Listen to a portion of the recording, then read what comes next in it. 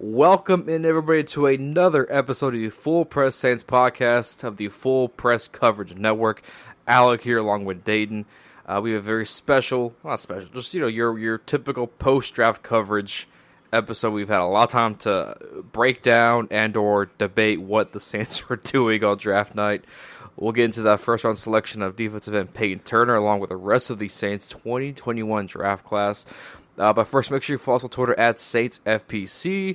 We'll be dropping this episode later on today, as well as a draft grades article we are working on right now. Super stoked about that. Dayton, how are you doing today, sir? Oh, I'm doing fantastic. Great weather up here. Finally turning into some true spring. Going into next month will be summer.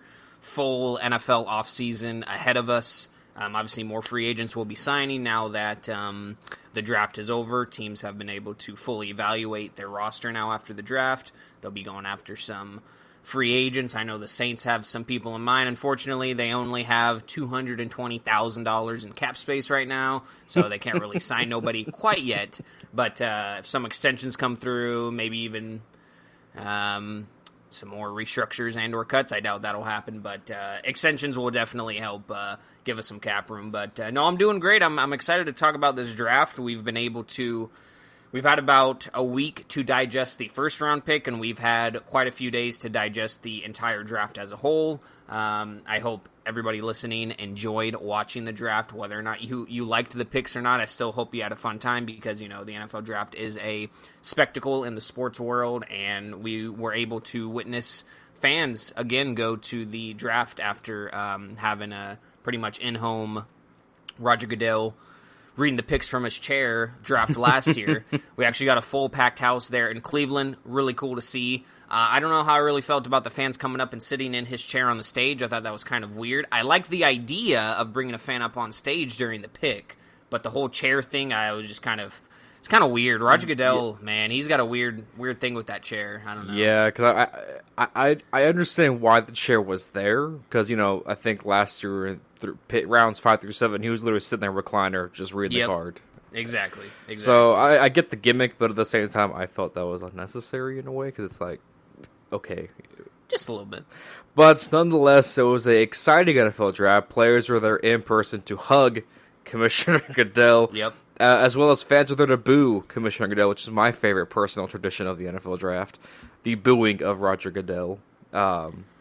Which I'm sure a lot of Saints fans can really get behind. Oh, for sure. But no. I'm just glad he's kind of a good sport about it. He has fun with it. I do dislike Roger Goodell due to the stuff he's did to the Saints. Outside of that, though, he is, he's a very fan-oriented, or tries to be at least, guy, and he knows that, whenever he gets booed, he's like, come on, can't hear you. I kind of like that he plays with it, and he's not bitter about it, so... but, man, that guy makes a lot of money and makes a lot of wrong decisions most of the time, so he deserves to be booed. Certainly, nonetheless. So, Dave, before we get into the actual Saints draft class really quick, I want to run by some grades that several experts have given the Saints. Tell me if you agree or disagree with them. So, Let's start with easily NFLnetwork.com's Chad Rutler gave the Saints a B-. Ryan Fowler over at the Draft Network, which is a source we use quite often on the show, gave the Saints a B-. Okay. PFN gave the Saints a B-. The Ringer, Danny Kelly of the Ringer, gave the Saints a C-. Ooh. Not necessarily sure if I agree with that or not. PFF gave the Saints a C. Oh. Mel Kiper of ESPN gave the Saints a C+. Oh, thanks, Mel. The NY Post, Ryan Duvally gave the Saints a C-. Jeez. So, nonetheless, the Saints, a lot of people really didn't see a lot of, good drafting done by the Saints, but we'll get into that here in a minute. Yeah. Just really quick, give me a grade for the Saints draft class overall after we've taken it in and had some time to think about it. Yeah, we'll get more into our individual grades, but if I mean C- is way too low. I think even C plus is kind of low. I would give this draft class a B minus, maybe a B. So I think the B minus grades are fairly spot on. Mm-hmm. And I guess we'll get into in a little bit later why we feel that. But yeah, C minus is way too low. I feel like the guys who are giving out these C grades, sub C grades for the Saints, really haven't or didn't after the pick watch more tape on Peyton Turner. Because after I watched some more tape on Peyton Turner, I had only watched, maybe a full game's worth of Peyton Turner tape, and it was mainly just highlights. It was nothing crazy. So I watched more tape after the draft, and I mean, this guy, he's got good football instinct. So I think that pick is a lot better than a lot of people were originally pursuing. Mm-hmm. Yeah, C minus is way too low. I'd say B minus would be my grade. So I agree with all the B minus grades. I mean, if I'm being a little biased, I'd even go B. And if you factor in the undrafted free agents, I think it goes up to like a B plus, almost A minus. Because the Saints got really, really solid undrafted free agents as well, which they usually do every year. So yeah, couldn't agree more. I lean towards a C plus. I don't want to be that guy, but at the same time, the Payton Turner pick, I do understand it, and I don't hate it by any means. But there were much better players on the board that probably could have helped this team out in much bigger ways. Guys like Terrence Marshall from LSU, obviously Jeremiah Wusu-Komora from Notre Dame. Of course, he had the heart condition that came up late, which is why he fell so fast. Maybe even Jabril Cox would have made a lot more sense. But having said that, let's dive into the Payton Turner pick at 28 overall. The Saints were trying to trade in the top 10. According to Sean Payton, in an interview with Rich Eisen, he said that they were trying to trade up to get either J.C. Horn or Patrick Surtain, so not a quarterback, which we all kind of assumed. If they were going to give up that haul, it was going to be for a positional player, not a quarterback. Yeah. Peyton Turner out of Houston, I understand the pick, and I do like the player. He was a guy who rose up a lot of boards after the Senior Bowl and closer to the draft. And that's something big. Did you notice that? A lot of Senior Bowl guys got taken quite heavy and often throughout this draft, which is really cool to see. Yes. Well, considering there was no combine this year, and just the shortened season of 2020 for a majority of teams, or no season for some of these seniors, the Senior Bowl was a big chance for them to show off, especially the Senior Bowl practices. I mean, that whole thing is a big event down there in Mobile, Alabama now, and it was especially this year because, I mean, a lot of teams and media actually got to travel down there, getting to travel to one of the, for many of them, one of the first football events they've had in over a year at that time, because that's when a lot of, mandates were starting to be lifted, especially down there, of course, in Alabama. So it was a perfect opportunity for people to go down there and see what these seniors can do in a enclosed space, individual one-on-one practices and drills that they were able to do, team practices, and then of course the game. And Peyton Turner was one of those guys. So yeah, I was glad that the Senior Bowl played a big part in this because, as it should, I mean, it gets overlooked sometimes. I feel like definitely for sure it does. And I feel like the funny thing about the NFL is, like, seniors are going to be 22 or 23 years old. It's a little different from other sports where you usually, especially in the NBA, you want to draft as young as you can, because you want him on your team for as long as possible. You want him playing in the league for as long as possible. So if you get an 18, 19-year-old prospect on your team right away, even if it's 1 or 2 years to develop, I mean, by the time he's 20, 21, he's going to be, a really good player if you draft him, if he's a high draft pick. Whereas the NFL, it's like, you actually kind of want a guy who's right around the 22, maybe 21-year-old range, sometimes 23, because, he's got that experience. He's built up his body to be ready for the NFL. A lot of these younger guys, it makes it a lot more difficult for them. So, hopefully the seniors get a little more shot. But, it's because a lot of juniors or redshirt juniors that end up getting drafted pretty high. But for this time around, first round was filled with a lot of seniors, so I like that. Could not agree more. So, Payton Turner. Yes. Do we like it? What do you like about him? What does he need to improve on? And ultimately, can he challenge Marcus Davenport for that right defensive end spot?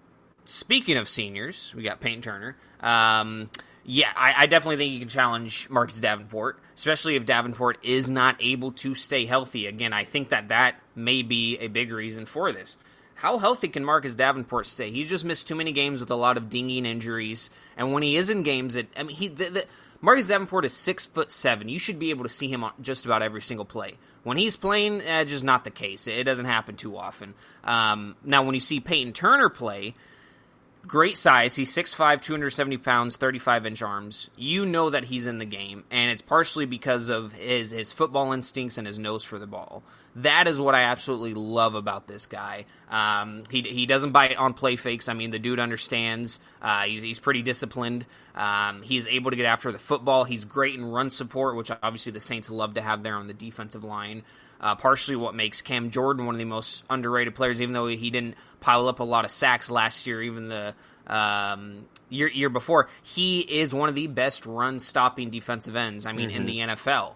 And that's what the Saints look for, and Peyton Turner is one of those guys. His size plays into it, but also his football instincts, which you can't coach that. Football instincts, either just come naturally or you start to build it up when you're kind of in your younger kind of high school days. So after they initially picked him, I was just not very happy, especially with Jeremiah Owusu-Koramoah was still there. And of course, JOK, he fell all the way down in the second round, and it was, of course, because of that heart condition. Mm-hmm. And a lot of people were confused as to why he was falling down, because this was a high first-round guy. He was projected to go even 16th overall in some of these mocks that we saw to the Arizona Cardinals, who ended up actually going with Zaven Collins, who was one of my favorite guys, or one of our favorite guys in the draft. Of course, we talked about him a whole lot. He JOK ended up going 52nd to the Cleveland Browns, so only 8 spots away from the Saints there in the second round. And they also got sniped in the first round because Greg Newsome went 2 picks before.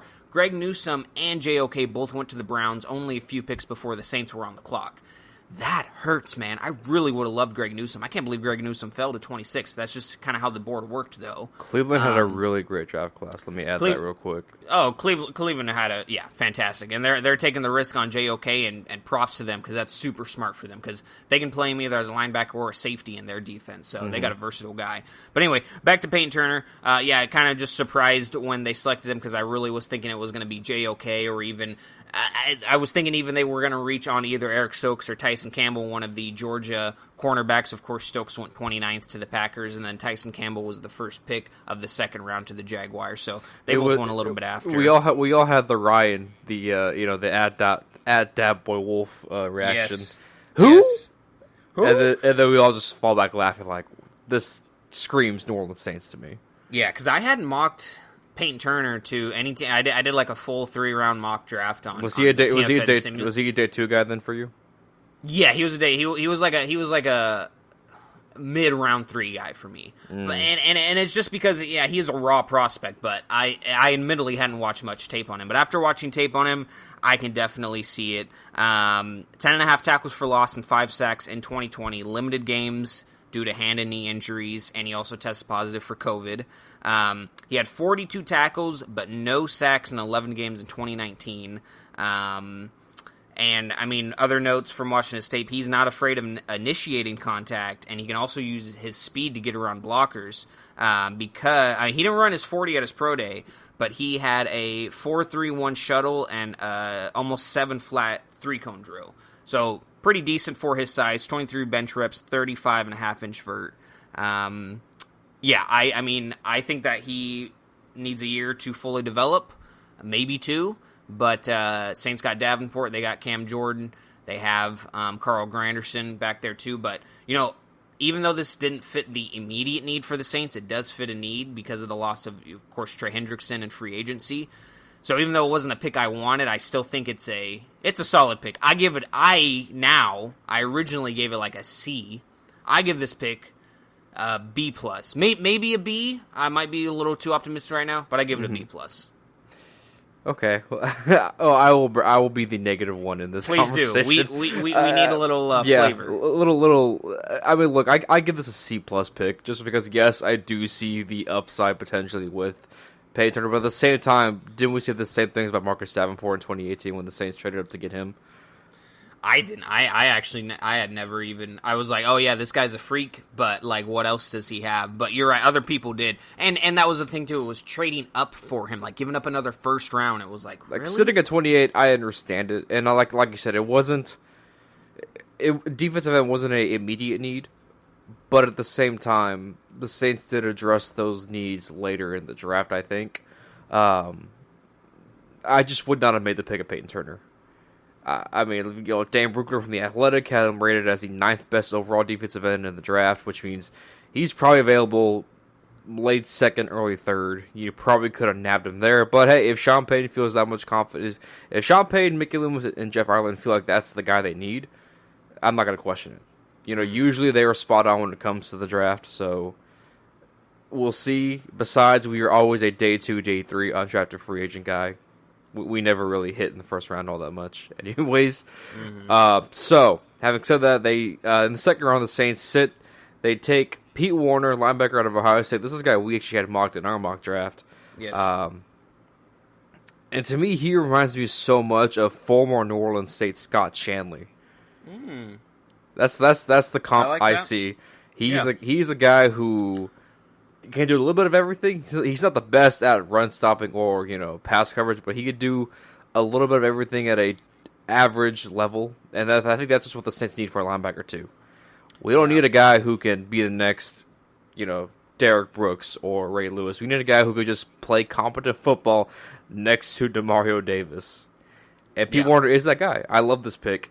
Again, we passed on Jabril Cox, but obviously Cox have the health issues. The injury issues come in late, which also hurt his stock.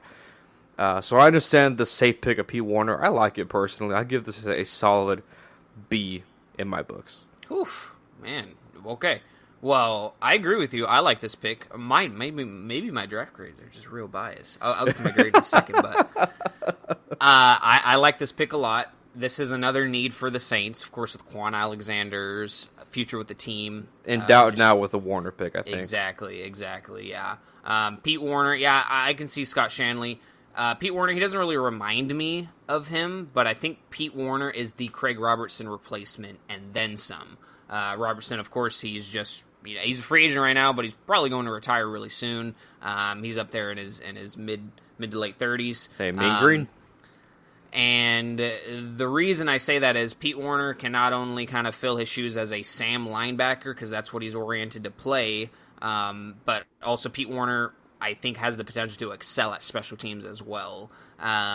He started 33 games between 18 and 2020 for Ohio State, and now is making a run on Buckeyes to the Saints, of course, in the draft. They love their Ohio State Buckeyes. 8 Ohio State Buckeyes selected by Mickey Loomis since Crazy. 03. He's 6'3", 240 pounds. My only big knock on him is that he really struggles to get off blocks at times because he's kind of slim for his position. I mean, granted, he's got the big body, but by no means is his overall frame big enough to win against blocks, especially against bigger offensive linemen. So that is something he can work on, but that is my biggest concern. But great tackling. He actually has good coverage techniques based off of the film that I've watched, especially against tight ends, which I think is going to be. I mean, Demario Davis can excel at covering tight ends as well. And the thing with Demario Davis is he's not getting any younger. So you get Pete Warner, you get Zach Bond, and Caden Ellis as well. Those guys are kind of in the mix to start developing now because eventually Demario Davis, I mean, let me double check his age real quick. I'm pretty sure he's 34 years old right now, which, I mean, he probably has 2 full seasons. Oh, okay. I'm actually mistaken. He's only 32 years old. He's been in the league since 2012. Okay, so I was actually a little bit off. So, he's actually not too old, but of course, I think that he has 2 or 3 really, really good years left in his tank, and then it's gonna start being, who's next in line for this. So I think that pick also kind of covers that as well, because Warner can fill the Sam, Will, or even the Mike role, I think, for an offense, especially with the more development he gets. 4.6 flat 40-yard dash, 4.38 short shuttle, 6.95 3-cone. That really shows his agility and speed in close space, especially. And like I said, he's shown on tape that he has the ability to work sideline to sideline and cover tight ends. Career stats, he had 185 tackles, 64 of them in 2019. 16 tackles for loss, and 7.5 of those were in 2018. 2018, he had a great year. He had 3 sacks, 7.5 tackles for loss, 9 passes defended, and he also forced 2 fumbles in 2020. He had 4 total in his career. So I really like this pick. I think it fills a need, also for now and for the future. I give that pick an A-. I really like that, especially since we did mock him in a couple of our others. He's a great 4-3 linebacker. That's what he's oriented for the Sam.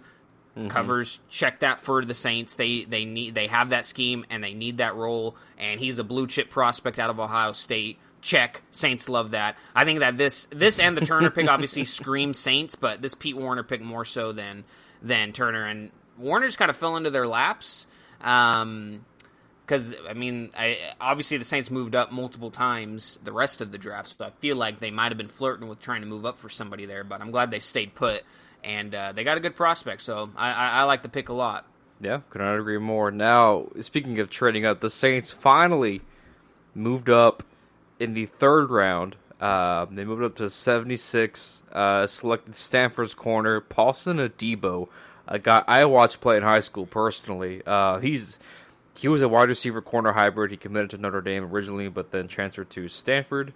The Saints, to me, they get, I would say, a big steal here in day 3 in the 3rd round.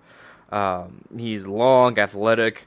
Between his 2 years of 2018-2019, he had 8 interceptions, 38 pass deflections. He opted out in 2020 due to COVID, which is probably why his draft stock fell a little bit. There was no recent tape on him. But if you go back and watch the tape, and Dylan Sanders, at Dilly Sanders on Twitter, put out a great thread showing all of his highlights and tape from 2019.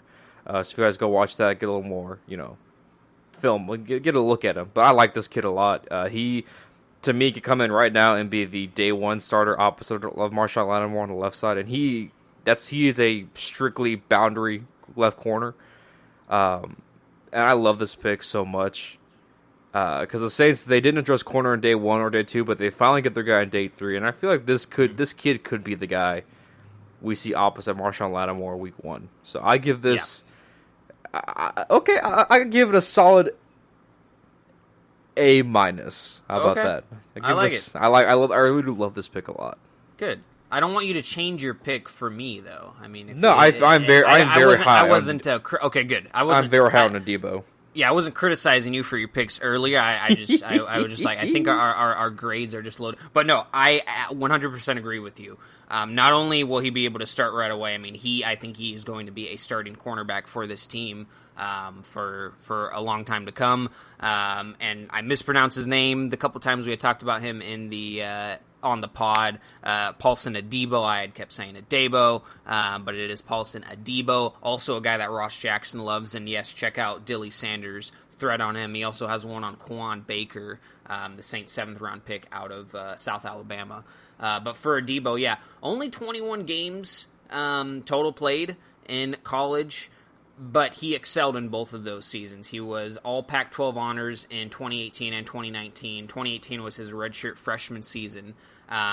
He had, a total of 8 interceptions, 4 of them in each season. He had 20 pass breakups. So he had 24 pass deflections if you include the interceptions. But he had 20 pass breakups in 2018. That is really impressive, and he loves to use his long arms. He's 6'1", 200 pounds. He's got long arms. And great football instincts. He also had 97 tackles, 64 in 2018.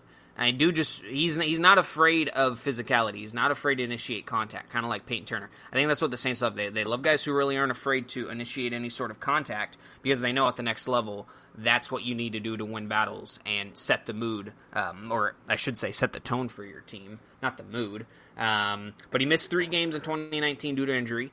And if you watch him on film, he shows really nice footwork, really good hip movement. But my knock for him is that and Saints cornerbacks can struggle with this from time to time, as we've known over the years with like Brandon Browner. He can get too physical sometimes. He's got long arms. He's not exactly a big body guy. He is kind of slim. But, I mean, dude can just get too physical sometimes, which, I mean, again, you want to set the tone for that. But if you're a cornerback, you're going to get called for PI, especially going up against these really savvy veteran receivers, some of the best in the game. I mean, you got to play against Julio Jones and Calvin Ridley twice a year. Now you got to play against DJ Moore, Robbie Anderson, Terrace Marshall twice a year. You also got to play against Mike Evans, Chris Godwin, Antonio Brown's back in Tampa Bay.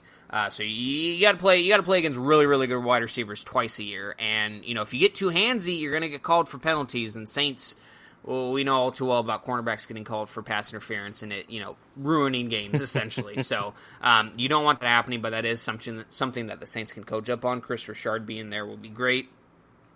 Of course, cornerback was the biggest need for the Saints, glaring hole there at CB2. I still don't think this rules out them signing a cornerback like Richard Sherman.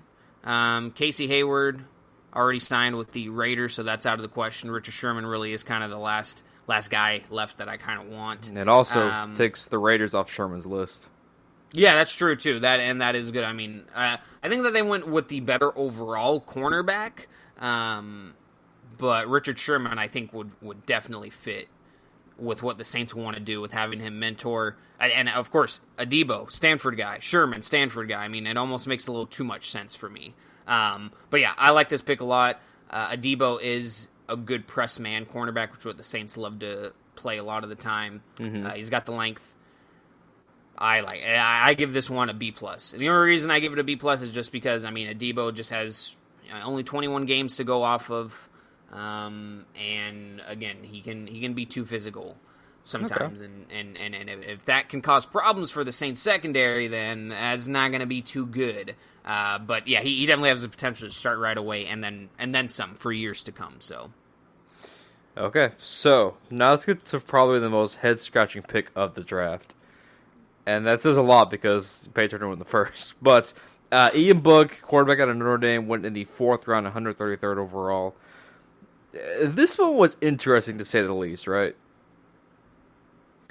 I mean, the funny thing is, it kind of is interesting, but I did my pod with Meade and Hayden, 2 weeks ago, and I mean, we didn't pick Ian Book in the 4th freaking round. We didn't select him in the top 150. I think it was our 6th round pick with him, 198 or whatever it was.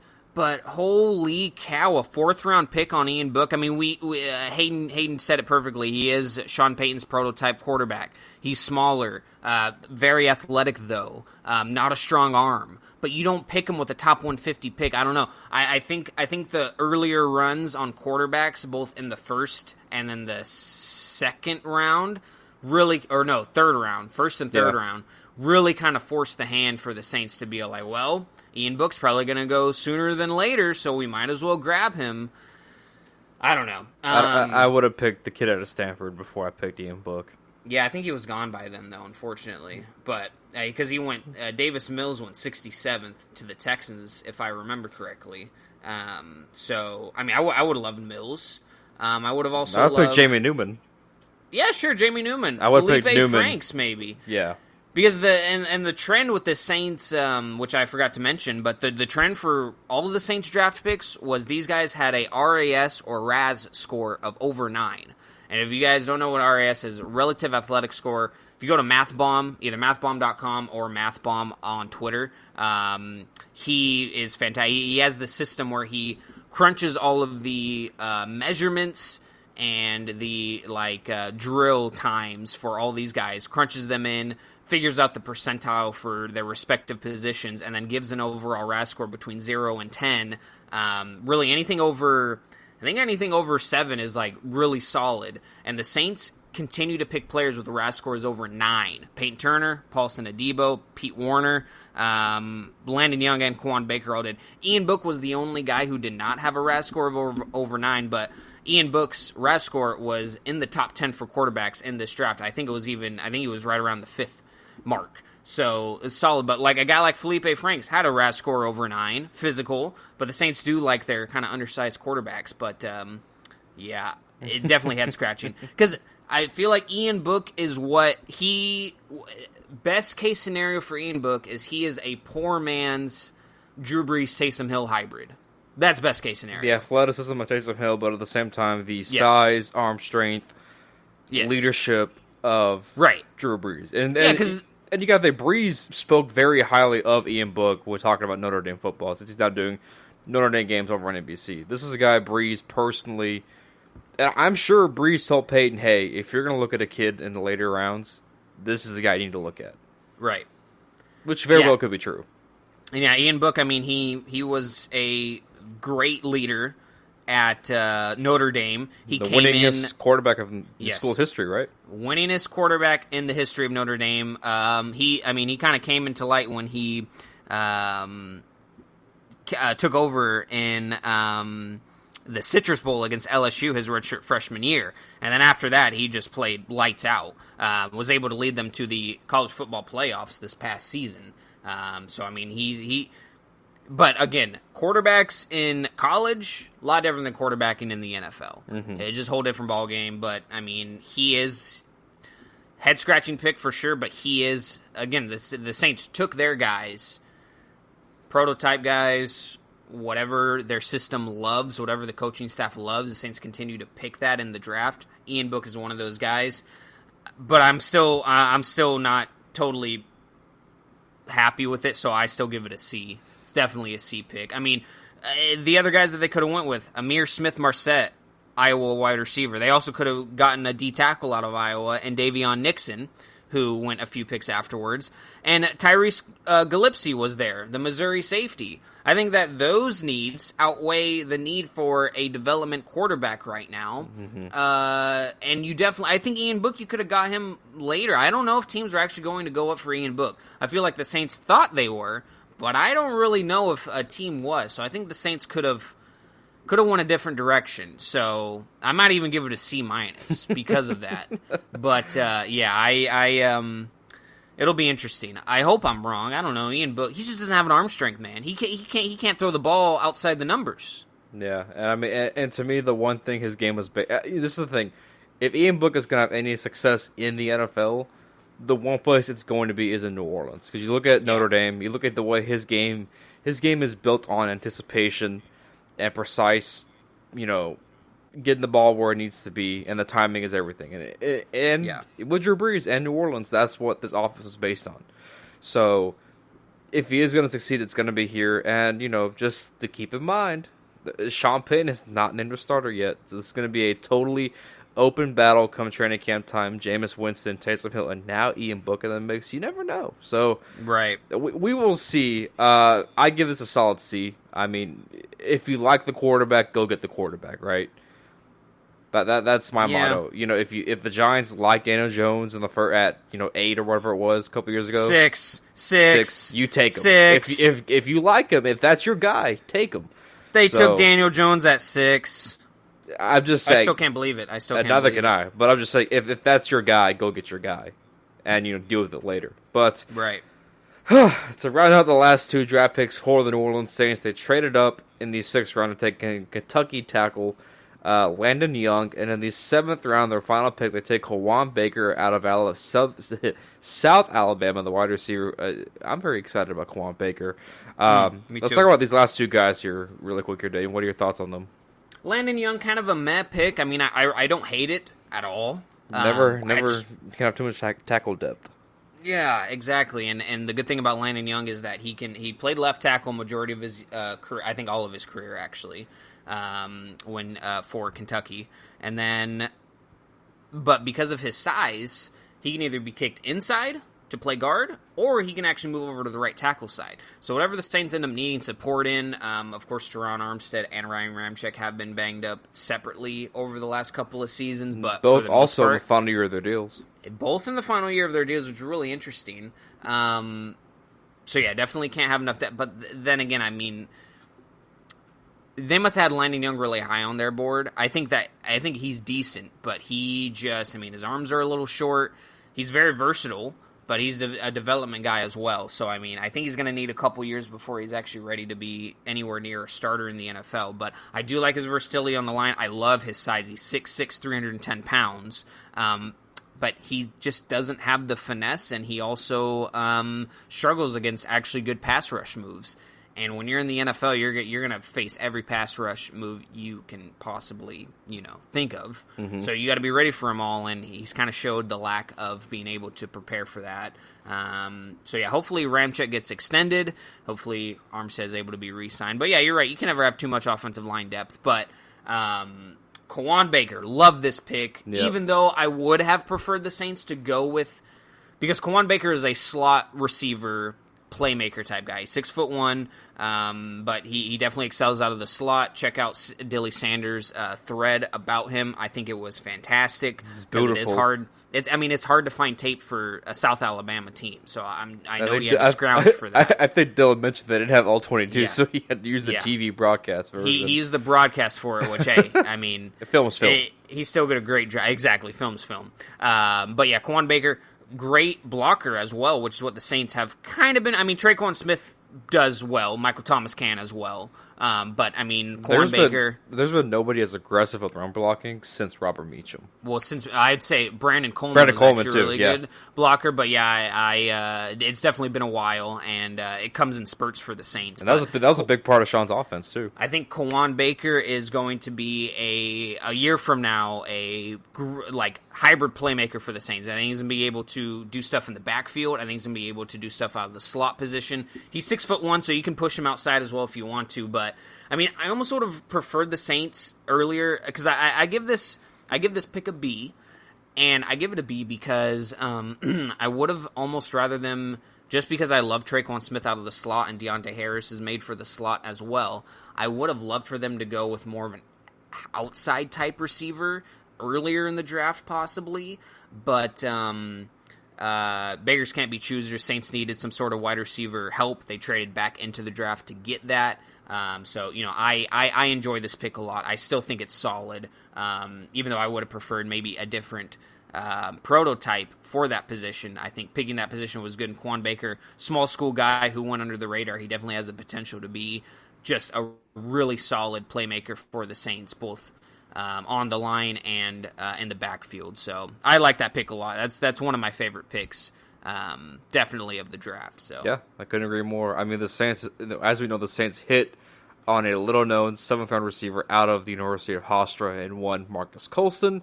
So not necessarily the same vibes from Kawaan Baker, but certainly his tape, his playmaking ability at South Alabama, and he went through 12 different quarterbacks in 3 years. You got to remember that.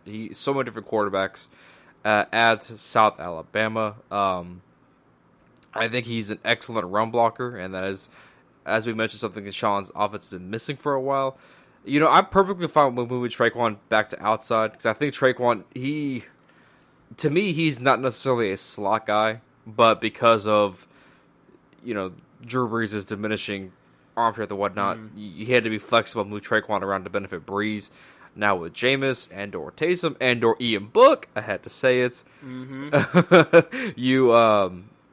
You can put Traquan back on the outside where he excels at the best. He was one of the best college deep threats when he came out of UCF. Now he has opportunity to be that guy again, and maybe you're a solid number 2 wide receiver, which now lets you have Deontay Harris, Marquez Callaway, and now Kawaan Baker. I see him making the roster day one. I really do. I'm super high on this kid. I would hope so, because I just hate when draft picks don't make the roster. You know what I'm saying? It's that's an automatic waste of a draft pick right there. You didn't even give it a year, and we already know that's a waste of a draft pick.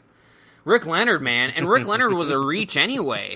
He had the injury. Rick Leonard got picked in the 4th round when he was a 7th or undrafted free agent projected. Then Will Clapp goes in the 7th round. Will Clapp was a 3rd, 4th round player. He went all the way in the 7th, and the Saints got him. So they kind of made up for that in that draft, but nonetheless, that was ridiculous. Nonetheless, the Saints did have some reaches, but I thought it was a overall really good draft class. One more thought on what's his name, Landon, real quick. I like the pick personally. You can never have too much depth at the offensive tackle position. As you mentioned, he's probably a year or 2 or 3 away from maybe actually having some solid snaps in the NFL. But with now a training camp going on in person and hopefully preseason going on, you can help him out a lot. Maybe develop that, put him on a faster track to develop. Yeah, and overall, I thought this was a really good draft class. I give it a solid. Now that we talked about all this a lot more, I give it a solid B. I'd say B. I give it a B. It's flirting with the B. Like either you can go one or the other way. It's either flirting with a B plus or a B minus.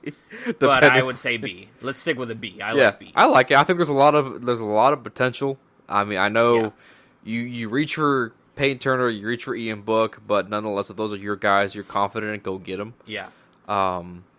The Debo pick was really nice. The Warner pick was really nice, and you maybe get some solid contributors in Kawan Baker and why am I forgetting his last name all of a sudden? I'm having a brain fart. Talking about Payton Turner? No. Adebo? Landon Warner? Young. Landon Young. Landon Young. I drew a blank on the last name. You maybe get some solid contribution from those guys down the road in Young and Baker. So we'll see. I like the draft class. I know a lot of people did not like it. So especially initially. Yeah, initially for sure. But guys, that's gonna wrap this one up. We'll have another one coming out later this week, recapping some of the Saints news that has happened post draft.